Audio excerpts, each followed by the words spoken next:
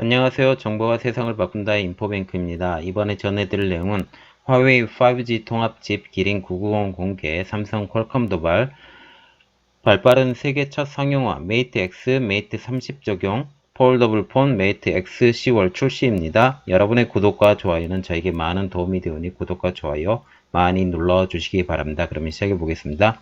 이번 주제는 화웨이 5G 통합칩 기린 990 공개, 삼성 퀄컴 도발, 발빠른 세계 첫 상용화 메이트 X, 메이트 30 적용, 폴더블 폰 메이트 X 10월 출시, 그리고 메이트 30 같은 경우는 9월 출시가 됩니다. 이 배경으로는 화웨이의 기술 건재 과시입니다. 지금 화웨이가 삼성전자, 퀄컴, 애플을 정면 공격하고 있어요. IFA 2019년 지금 독일에서 열리고 있죠. 위청동 화웨이 소비자 부분 최고 경쟁자 이렇게 말을 했는데요. 퀄컴과 삼성전자도 아직 개발하지 못한 제품을 화웨이가 처음 내놨다라고 좀 과장되게 지금 얘기를 하고 있어요. 화웨이가 기린 990 5G를 지금 공개를 했는데 7나노 EUV 공정을 도입한 첫 5G 통합 칩이라고 합니다. 기린 990 5G로 지금 명명을 하면서 공개를 했습니다.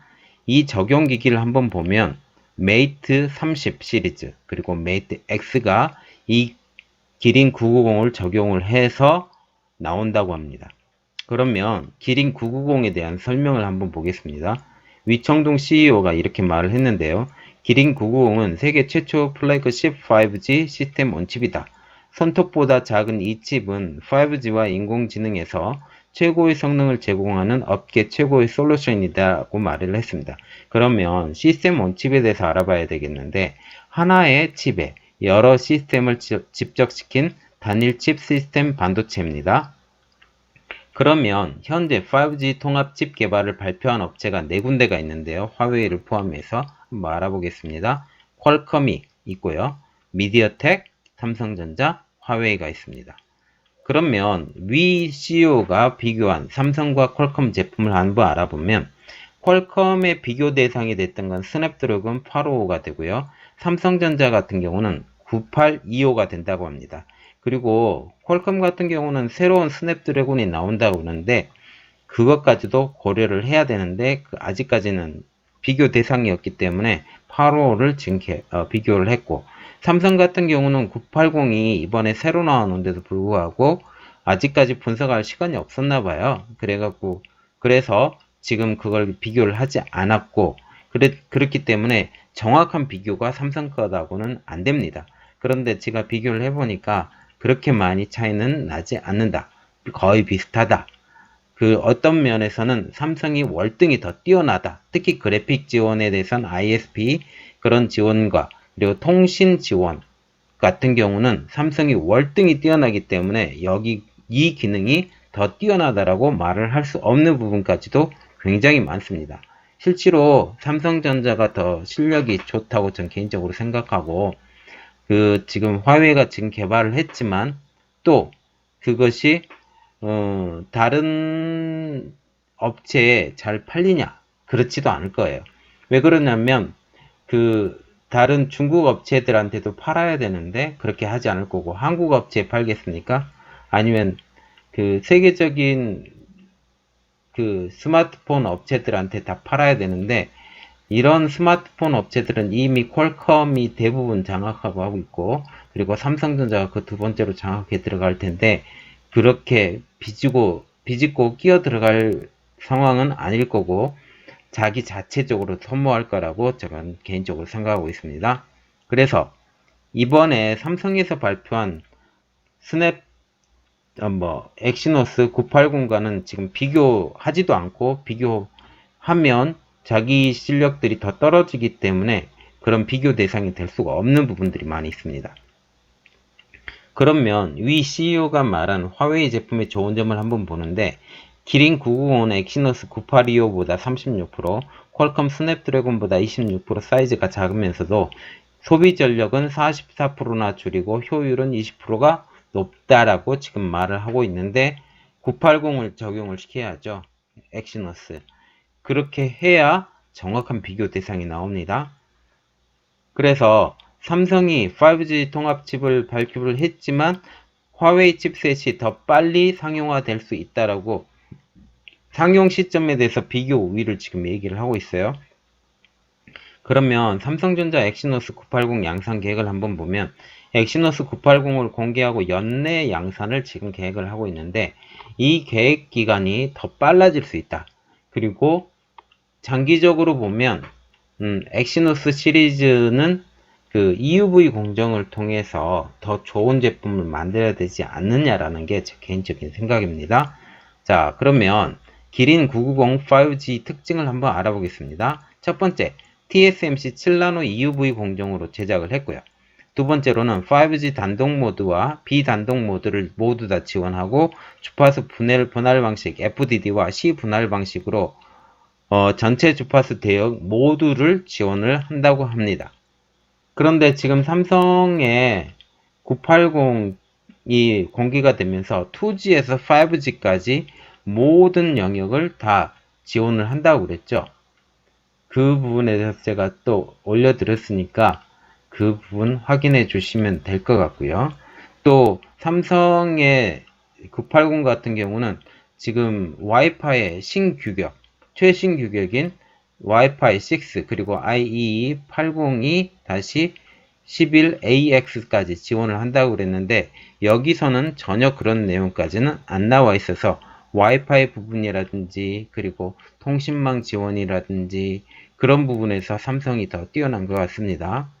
그리고 최고 2.4GB/s의 다운링크 속도 그리고 1.2GB/s의 업링크 속도 이게 어떤 서류에 대해서 올리고 내리고 이 기능을 말을 한 겁니다. 그리고 기린 990 같은 경우도 NPU가 달려 있어요. 삼성도 물론 NPU가 달려 있지만 990 화웨이가 삼성보다 NPU를 더 먼저 썼죠. 그런데 지금 삼성도 NPU를 지금 쓰고 있고 이번에 990 기린 990이 나왔는데 여기에도 NPU 신경망 처리 장치가 지금 사용이 되고 있습니다.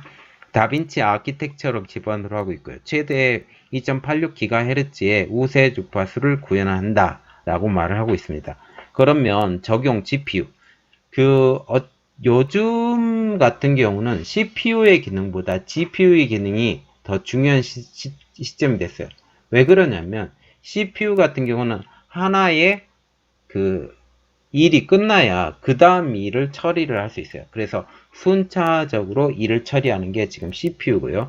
GPU는 원래 그래픽을 지원을 했지만 이제는 좀 개념이 바뀌어서 어떤 일을 시작할 때 CPU와 거의 비슷한 기능까지도 갖죠. 그런데 다른 점은 하나가 있는데 일을 처리할 때 어떤 일을 동시에 처리할 수 있기 때문에 슈퍼컴퓨터를 만들 때도 CPU 숫자보다 GPU 숫자가 월등히 많습니다. 그렇게 이해해 주시면 됩니다. 자, 그러면 화웨이 990에서 쓰는 GPU는 16코어 Mali G76입니다. 이것은 ARM, 영국의 ARM에서 지원한 프로그램에 들어가 있는 거거든요. 그래서 ARM과 지금 관계가 좀 많다라고 지금 다시 한번 생각해 보시면 됩니다. 자, 그래서 이 GPU와 스마트 캐시를 활용해서 대역폭을 절약하고 전력 소비를 줄였다라고 발표를 하고 있습니다.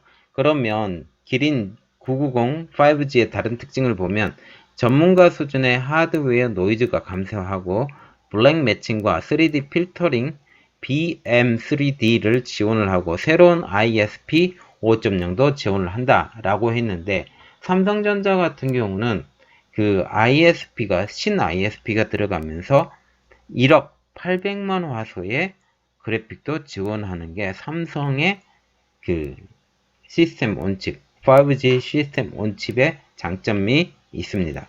그리고 기린 990 5G를 보면 듀얼 도메인 비디오 NR도 최초로 사용할 수 있다 라고 말을 하고 있습니다.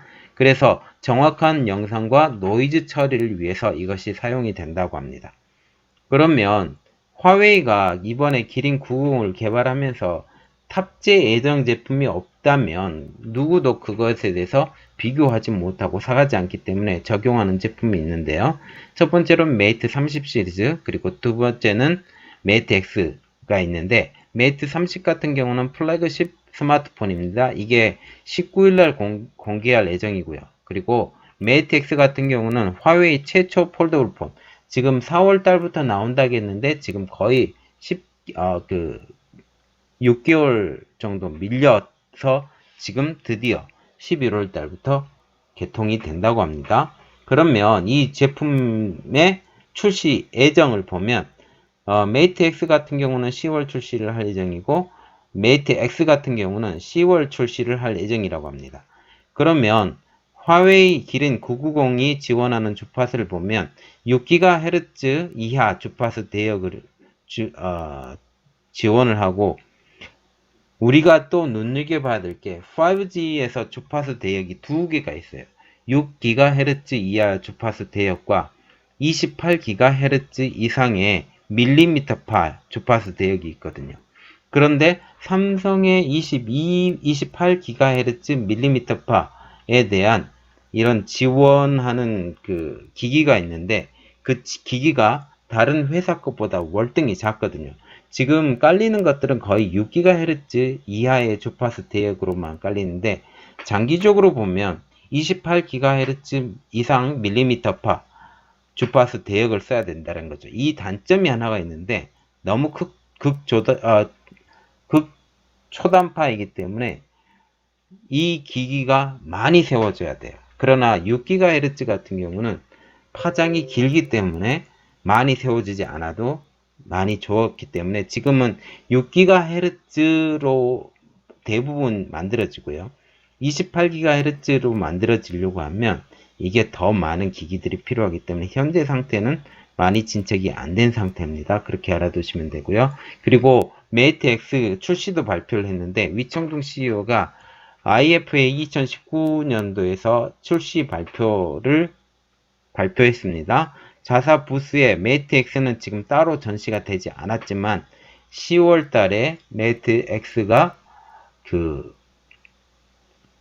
오픈한다, 양산한다, 지금 그렇게 얘기하고 있습니다. 자, 그러면 이번 내용은 여기까지였고요. 저희 내용이 좋았다면 구독과 좋아요 많이 눌러주시기 바랍니다. 감사합니다.